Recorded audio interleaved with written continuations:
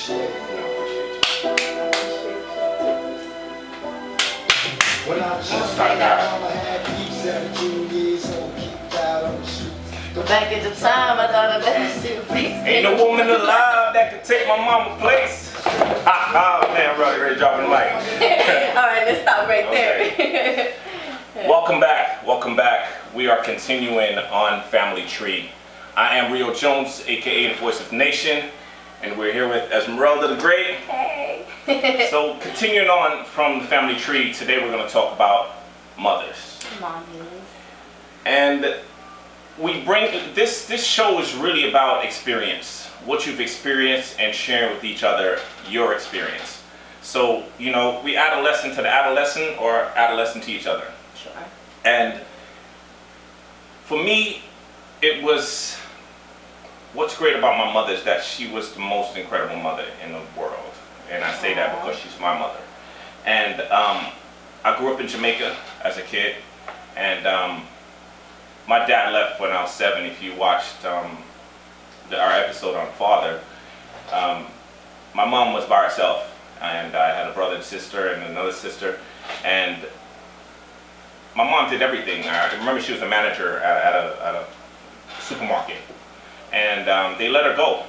And after they let her go, she totally started to make oil. Was what my brother just told me a few days ago, that she would get coconuts and she'd get bags of, in Jamaica we call them crocus bags, so it's kind of like a brown sackcloth is what it was. And she'd fill that up with fruits and vegetables in her car and travel all through Jamaica with it. And then she, you know, they were just telling me the other day how she would make oil and with my aunts and everything. And I was so moved by it, I didn't understand. I knew that she used to do that because as a child, I used to see the big bags and she'd go away for a while. So that was always stood in the back of my mind, how much my mother really went out there for me and my brothers and sisters, you know? So it was deep. So Mom, thank you so much, because that matters. Breaking down a relationship with parenting, I want to talk about my relationship with my mom. As great as she was, there's a thing that always kind of bothered me, and that was the friendship part. I wish we had an earlier friendship where I didn't have to hide things, you know, because I don't know how you was with your mother. You know, we talk a lot about different issues as we try to share. Yeah. So what was your thing? Truthfully, I didn't really have a good relationship with my mom either. I mean, we were okay, but as far as, you know, having a friendship, you know, I can definitely relate to you on that. You know, we didn't really have much of a friendship. You know, I always had to hide everything from her, so everything was just lies, or, you know, I always got myself in trouble and, you know, stuff like that. And I really wish it was different. And you know your mama ain't gonna like to hear that. I know mama don't like to hear that. We cool now. Oh, you backing out now? No. You backing out? We're cool now. She's, you know, you know, one thing I always did with my mom is I always kept it real with her, you know, because I thought that was important. It was important for her to know who I was. You know, I remember when, you know, to say today that I don't even smoke weed anymore, you know, I gave that up for God, you know, and, you know, that was a huge thing. But going back to that, I love smoking weed, you know, and that was like the biggest thing that, that was the biggest thing that she hated, you know, like, and one time I remember I came home and I was so high, you know, she had said to me in Spanish, she's like, I'm gonna share this with you guys, but, you know, don't tell nobody. Go ahead, don't listen. I came home and I was so scared because I was like, damn, my eyes are red, you know, I don't even have no eye drops, and you know, I'm lying, I'm being uncomfortable, you know, I have to go home, you know, hiding stuff. So as soon as I walked in the door, I was like, shit, you know, and I was walking, she was like, come here, and I was in Spanish, I was like, ¿qué? She's like, a ver, she's like, mira qué cara de pendeja tienes. which means like you have a face of a stupid ass. You know? I gotta learn that word, so we can. No, you don't need that word in your vocabulary.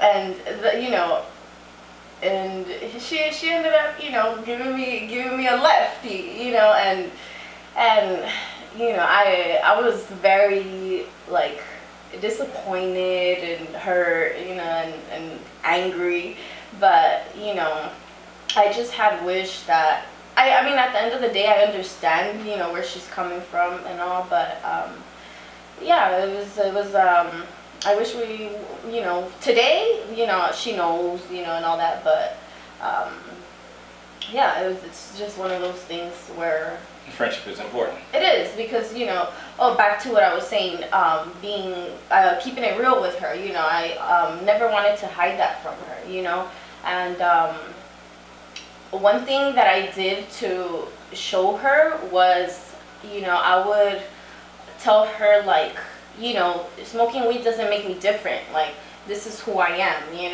fact it makes me nicer. To your opinion. I just get the munchies and that's it. Nothing really negative. And one thing I always did was I would tell her, like, look, I was like, I'm gonna graduate school, like, that's one thing I'm gonna say to you and prove to you, that this doesn't change who I am or what I am determined to do, and when I started doing little things like that, it definitely put some ease and kind of like okay, I see what you mean or what you're saying, kind of like relating to me and understanding, and I think that's one of the biggest things is trying to understand. We were all teenagers once, we all did some things, and just by having a little bit of that, I think you can definitely build on it and have a friendship. Yeah, for sure. And with me and my mom, even today, when I say that, I remember when I did the radio show and I let her listen to it, and I talked about not being able to have a friendship with her till I'm older. I mean, she looked at me so crazy, like, I say in Jamaica, me and you are our friendship, me don't know what y'all talk about, we have a friendship, I don't know what you're talking about, we always had one. And I don't want to offend my mom, and none of us do, because moms are so protective of us that Yes. when you say anything, it hurts them. So it's just like, in being a mom, sometimes we have to understand that, or being a parent, period, but since we're talking about mothers, Right. when it comes to being a mother, you have to understand that you also are learning. Yeah. And you learn from us as well, and that's how parenting becomes better. Definitely. How you become sharper, it's because you want to keep on studying. Whenever you stop feeling like you can't learn anymore and you know all the rules, then It becomes a problem. it becomes a big problem. Sure. So for me, as I said, I just want to share my experience, and my experience was one of the number one things, as great as my mother was, I wish we had a greater friendship. I wish that I could have told, They were open. today I tell her all the things that we do, that I did. I remember smoking my first cigarette, but that was like, I was like 26, and really, at a better point, I was in New York and I went to see her, and I was smoking cigarettes. She let me smoke cigarette in front of her, or just different things like that. But I just want to say to all the mothers out there, we have to start building a relationship, no matter how young we are. Like, allow your child to be vocal. When you're vocal, when your child is vocal, it allows you not to have to, have them be disrespectful to you, Yes. or not being able to punish them, or to say anything, yeah. hide anything, And- that's important. It is. It's really it's important. very important to do that. And friendship, when you don't have friendship, it leads to lying. And leading to lying is one of the worst things. I hated lying to my mother. I mean, there's a lot of things I did which I shouldn't have did, and even in lying, it's just all that. So let's try to work on creating a better friendship. A friendship is key. It's what builds us. It's what makes us better. And now my mom is 40. We can laugh about the things that I did because she can't believe half the things that I did. But I did a lot of things because I didn't have the direction in that sense. And you lose a sense of direction once you're not telling the truth. Once you start to hide, guess what? Direction curves. Because I like to say, Mom, can I have the ability to do this? And for her to say, yeah, then I can say, okay, well, I went to Jimmy's house and they were smoking weed, Ma, and I took a little pull, you know, and you not want to knock my head off because I did that. Yeah. You know? Yeah.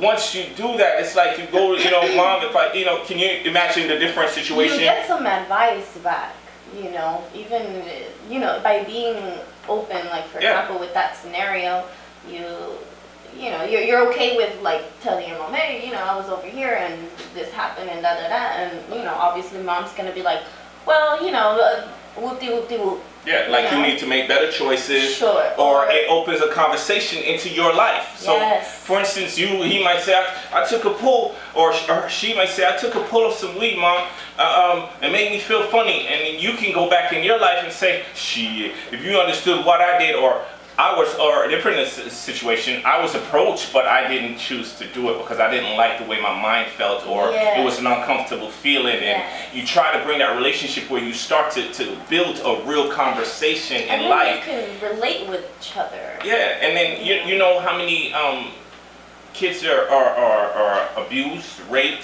all kind of things, and can't go home to your mother and speak about. So can you imagine if you were to go home and the approach the kid makes to you, you have a friendship approach and you speak to them where they're open enough to speak to you. The next time something bigger or greater happens, they're able to come in earlier and talk to you about it. Yeah. So you can change the direction of it. Sure, I mean, and with that being said, you know, probably one of the biggest mistakes is not having an open relationship with your parent, you know, and you're obviously, you feel this force of sharing or you know, of wanting input, and obviously where would you go to get that input? Yeah. Friends, you know, and usually friends are on the same boat, you know, they don't even they don't even know themselves. And some of your friends want to be parents to you, you dig? And it's not a good thing. I don't mean that in a good way. I mean that it's kind of like they're sonning you. You know, from New York we call it, you know, we say son, but we don't mean in a sonning way. But I'm saying, you know, pick your friends wisely. You know, your friends impact your life. Definitely. And to all the mothers out there that are doing an exceptional job, Yes. we thank you. And all the mothers that are struggling, we thank you. Because guess what? Good job. You're being a mother. Yes. What's the statistics? I believe the statistics today, I just want to read them out, of single moms. It's horrible. It's greater than I even imagined. And when we look at that, man, I feel for all the single mothers out there. To the mother of my children, Cecil, you're amazing. I thank you so much for all the hard work, all the times that I couldn't put forward or I couldn't provide. I thank you for providing, for being my friend, for helping me and believing in me in times. Whether you know, we are mad at each other or things didn't change, you know, I'm grateful that she always stuck to my kids, you know, and she always helped me. And you know, it's just, she did whatever she had to do, whether it was her, you know, she did glitter tasks, she does, you know, she also works, she does everything else, and I appreciate her for that. And if I haven't said how I appreciate you lately, I appreciate you. And to all the fathers out there that have their children with a prior mate, you know, let them know, you know, you appreciate them. Because I believe she said to me one time, like, I don't hear you say you appreciate me. And that's hurtful, because sometimes we do miss when you tell them that, you know, but it's important to just say that. So I just want to say that today. I want to thank my mom for being a wonderful mom. My brother Double O in New York, thank you for being supportive of me, man. I appreciate you being here. Michael from One Church, thank you for helping us Yes. and filming for us. You know, it was last minute, and we thank you. As I said, I'm still don't like cameras that much, but you know, I'm here and I'm He's present. gonna change that. Um, Me, I love you, Mom. Thank you for everything that you've done for me. I know it hasn't been a easy road, but thank you. Compared to me, Shut up. whew, Shut it's up. been man, I can't imagine. No, seriously. I mean, I've disappointed my mom so much. Yeah. But guess what? My mama loved me. Pops left me. You know what I'm saying? But So funny. overall, mothers, we love you. Let's read that statistic again, so we can just break out. You just changed my computer. Okay, I'm sorry. You're not allowed to touch the computer. Okay. Okay, all right, you got it. You got it. Okay, go ahead. I thought you were gonna read it. Oh, then I'll go ahead and read it. I'll read it. So according to the U.S. Census Bureau, out of about 12 million single-parent families are in the year of 2016. The vast majority, more than 80%, were headed by single mothers. Today, 1 in 4 children under the age of 18, a total about 17.2 million, are being raised without a father, and most, half, 40%, live below the poverty line. Wow, that's Major. a really big stat, and It is. yet, even being single parents, you moms are kicking ass. You Definitely. really are kicking ass because there's so many great kids out there Yes. and still got great stories to tell. You know, so whenever you feel like somebody tells you you're a shitty mom or something bad, don't believe that. Don't ever bite into no one telling you you're not a good mom or you're doing something bad or whatever it is. You just continue to try and do better. And every time someone tells you you're not doing well, guess what?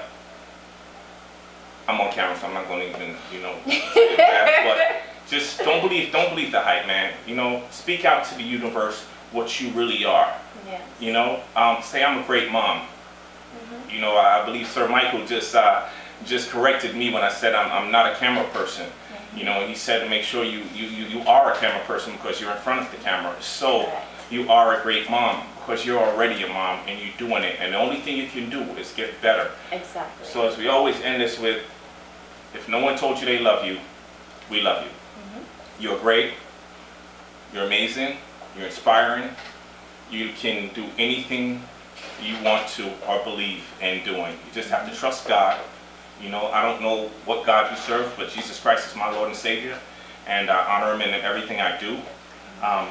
We don't judge here. There's no judgment here. There's no judgment here, Yeah. you know, because I have great friends that serve, different religions, and I love them all.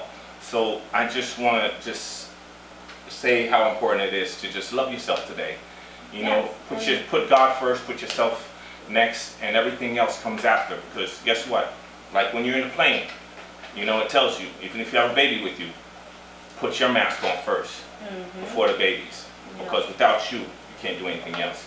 Now this is Rio Jones of What Do I Know World podcast, voice of the nation, with Esmeralda the Great, and we're so grateful for you being here. Thank you. We love you. We honor you. Peace.